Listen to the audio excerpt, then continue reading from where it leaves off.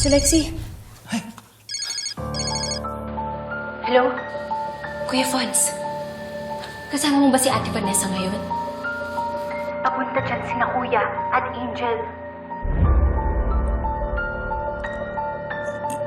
panira talaga yung Angel sa plano.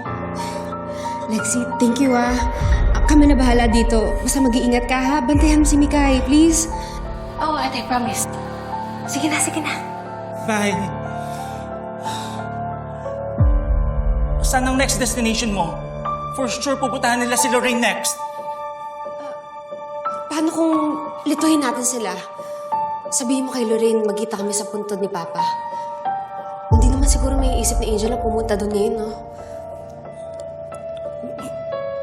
Sandali lang.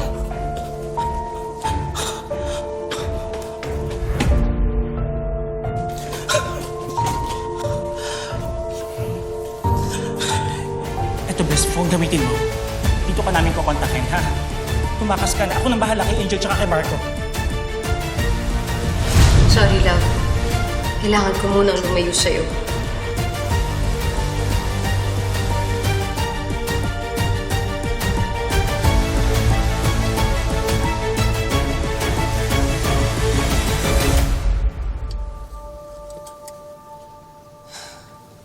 Pa, akala ko nung nakilala ko si Angel, mas magiging masaya ako.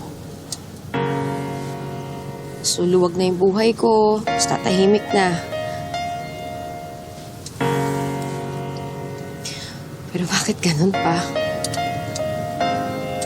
Bakit parang mas gumulo yung buhay ko, yung pamilya ko? Nung dumating siya. Sana hindi ko na lang siya nakilala kung ganun din pala eh.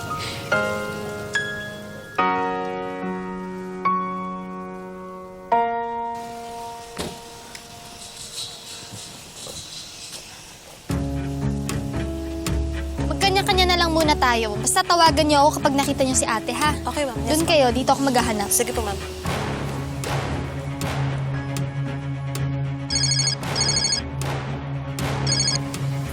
Hello, kuya? Nandito na ako. Basta balitaan mo ako kapag may update na yung mga pulis, ha? Tutuloy ko pa rin yung paghahanap kay ate. Tingin mo na sa sementeryo si Vanessa? Hula ko lang, kuya, na nandito siya. Pero sasabihan naman kita agad kapag nakita ko siya dito.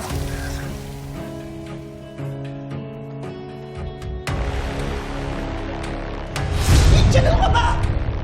Hoy! Yung mga DVDs ko dyan, ha? Lumabas kayo dyan!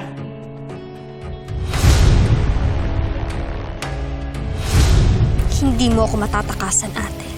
Kapag nakita kita, hindi na kita ibabalik kay Kuya Marco. Patatahimikin na kita forever.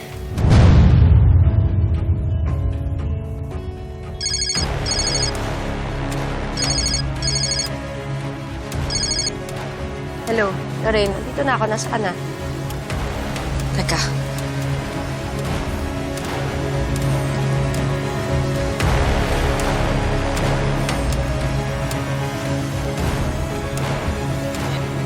Angel,